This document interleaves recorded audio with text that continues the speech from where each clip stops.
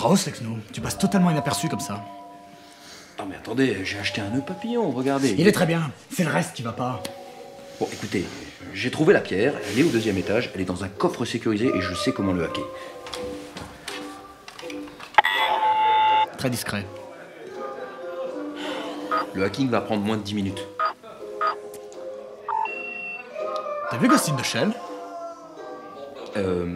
Fantôme dans le coquillage. Tu le dis, ouais. C'est ce que ça veut dire, j'y avais jamais pensé. C'est dingue. Mais non, je l'ai pas vu.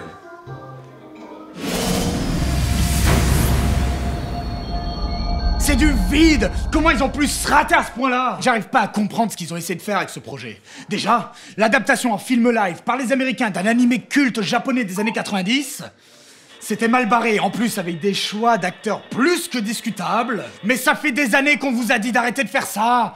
Arrêtez d'être cons! Mais j'ai essayé, hein. Vraiment, j'ai essayé. Je me suis dit, ok, on va mettre tout ça de côté, je vais aller voir ce truc, et voir si en tant que film, ça se tient. Nom de Dieu de putain de bordel de saloperie de connard d'enculé de ta mère. Ils sont tombés dans tous les pièges, absolument tous. C'est-à-dire que ça ne plaira ni aux fans de Ghost in the Shell, ni à ceux qui ne connaissent pas la saga. C'est aberrant. J'en ai même entendu dire que ça les avait dégoûtés de Ghost in the Shell. C'est-à-dire qu'à cause de ce film, jamais ils regarderont l'œuvre culte de 95. Tu te rends compte? Ouais, c'est pas de bol, quoi. Bon, et si tu connais pas l'histoire, je te résume. Ça se passe dans un monde où le transhumanisme, il s'est généralisé. Et on suit l'histoire de la section 9. C'est une section de police spécialisée dans le cybercrime. Bah écoutez, ça capte pas du tout ici. Donc je vais devoir vous laisser. Désolé.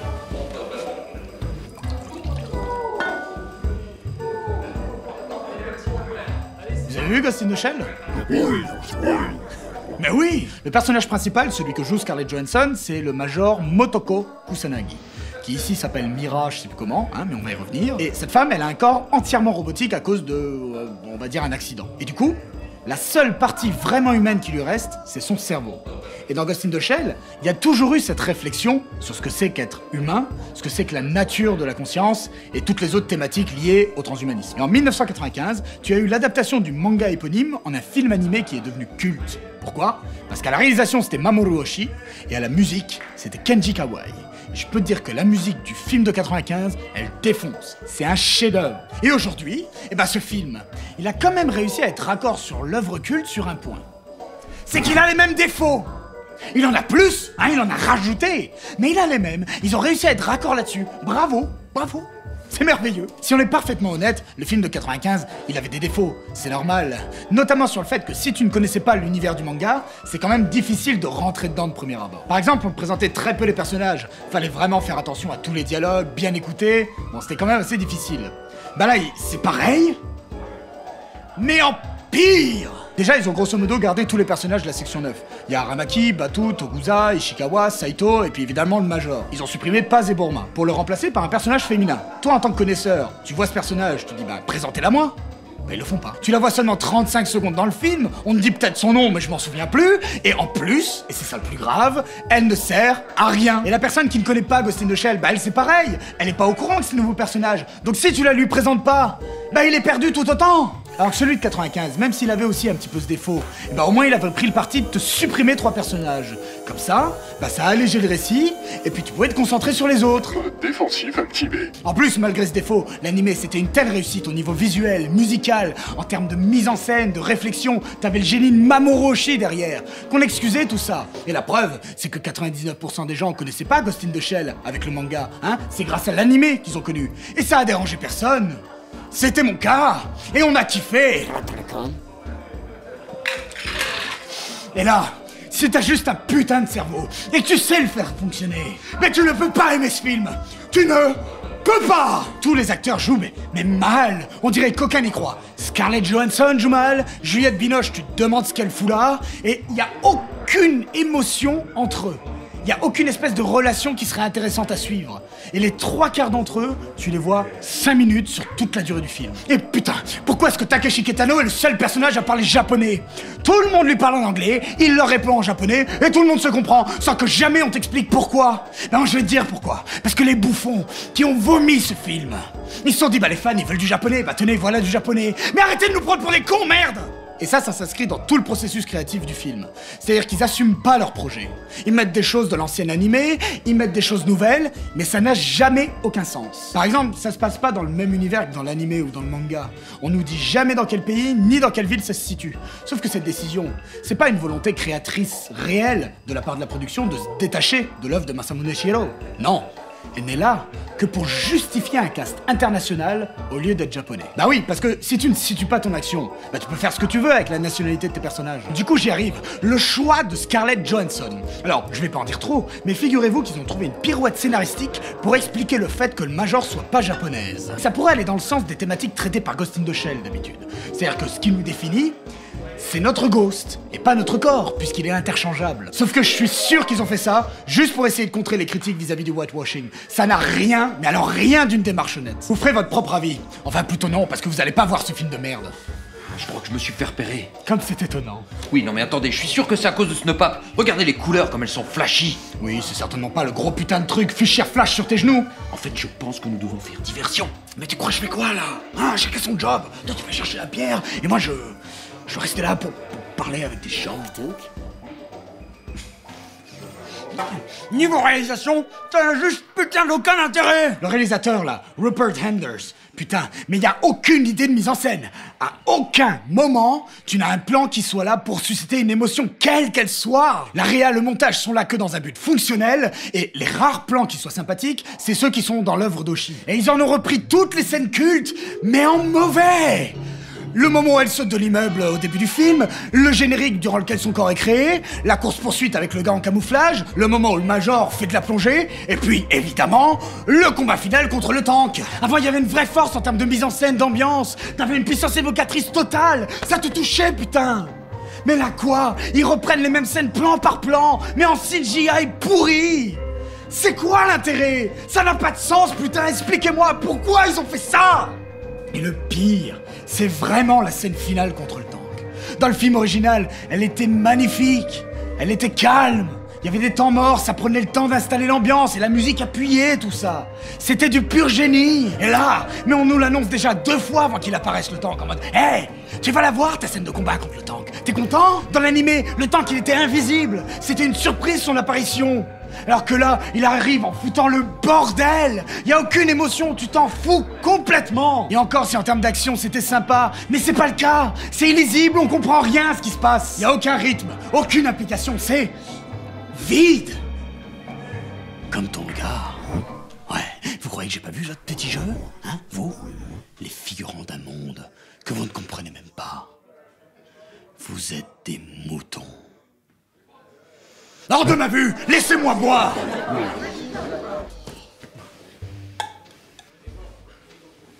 Salut, ça va? Je m'appelle Marc. Écoute-moi bien. L'une des grandes forces de ce qu'était Ghost in the Shell, c'était qu'en dépit du fait que ce soit des dessins animés, il y avait un côté extrêmement charnel. Il y avait un rapport à la texture de la chair qui était très juste, touchant même. Et c'était d'une qualité graphique incroyable. Quand le Major essayait d'ouvrir le tank à main nue et que son corps se déchirait sous la pression exercée, mais il y avait les tendons qui se rompaient, la chair qui se déchirait, les muscles qui se congestionnaient.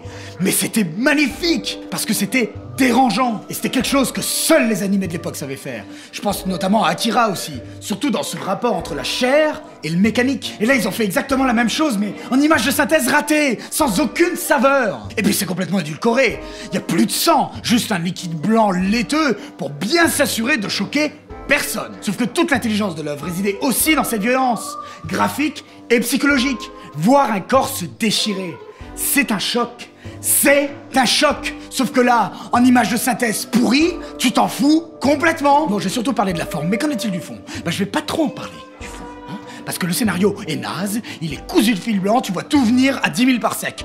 Croyez-moi sur parole, c'était de la merde. Je vais plutôt me concentrer sur les thématiques inhérentes à Ghost in the Shell, le transhumanisme, la nature de l'humain. Hein, figure-toi, grosse surprise, que là aussi, ils se sont plantés dans les grandes largeurs. Et le film, il est verbeux, il t'explique tout, on te prend par la main tout du long. Alors qu'avec Oshii, il y avait une vraie liberté dans l'interprétation. Bon, c'est vrai que des fois, ça donnait des dialogues un peu abscons, c'est vrai. Mais il y avait une vraie intelligence dans l'écriture l'écriture et dans le traitement de ces sujets. Déjà sur la notion de ce que c'est que le ghost. Bon, le ghost, grosso modo, c'est la conscience individuelle, notre essence. Bon, bah là où, chez Oshii, moi j'ai toujours considéré que c'était pas complètement défini, il y avait encore une interprétation, une certaine réflexion à avoir par rapport à ça, bah là on te parle de ghost sans arrêt, comme une réalité tangible, mais surtout sans te laisser l'opportunité de te construire une opinion là-dessus, par le biais de dialogue, etc. Non.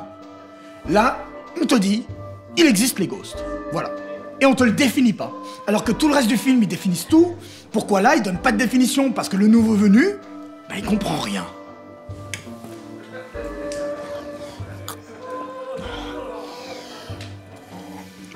Bon, j'ai une bonne nouvelle, j'ai réussi à désactiver le système de sécurité du coffre. Donc tu as la pierre? Eh bien non, il y a une bande de krulls qui sont en train de baiser pile devant, je trouve ça... Attends. En quoi c'est un problème? Bah, c'est dégueulasse, enfin je veux dire... Bon, écoute, on va arrêter les conneries. Je vais y aller, et on reste en contact.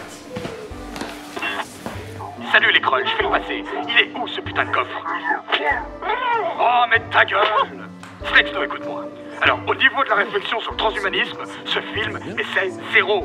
C'est fini la subtilité. On sort les gros sabots. Parce que le public cible, hein, il est décérébré. Mais oui, il a besoin qu'on lui explique tout. Du coup, en gros, les personnages, ils ont des discussions du type c'est pas parce que t'as un corps artificiel que t'es plus humain. Ce sont tes actes qui te définissent. Bla bla bla bla bla. Mais putain, mais je veux oublier, s'il vous plaît. Supprimez ce film de mon cerveau. Merde. C'est ça, hein Ah oui, voilà, exactement. Mais oui, les gars, mais des histoires comme ça, j'en ai la pelle, quoi. Ouais. Non, vraiment, sérieux. Ah oui.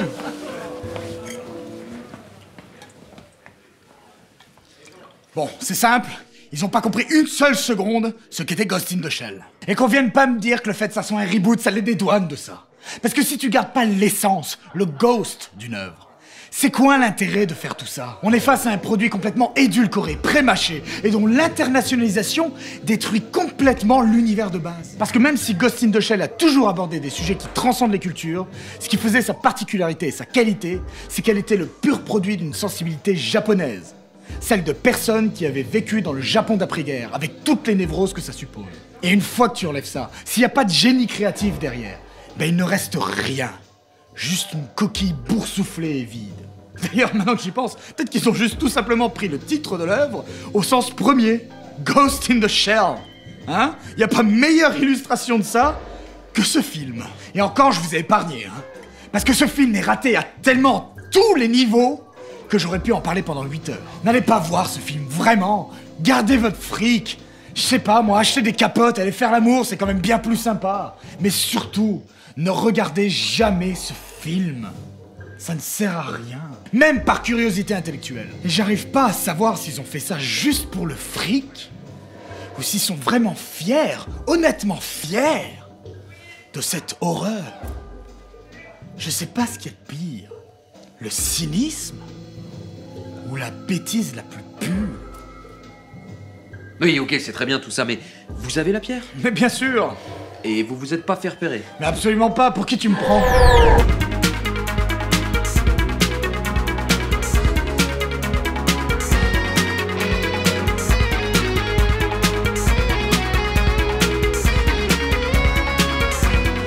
Vous étiez juste dégoûté. Comment ça? Bah oui, vu qu'il n'y avait plus de copie du film, on a dû retourner dans le passé et traverser toute la galaxie. Vous avez payé votre place, vous êtes resté 2 heures dans le froid pour faire la queue, et pendant ce temps, il y avait des Instagrammeurs et des vidéastes qui parlent même pas de cinéma, qui avaient une invitation, qui étaient bien au chaud, et qui étaient en train de faire des selfies avec Scarlett Johansson. Vous étiez dégoûté, point. Décidément, Slexno, tu ne seras jamais discret. Jamais de la vie.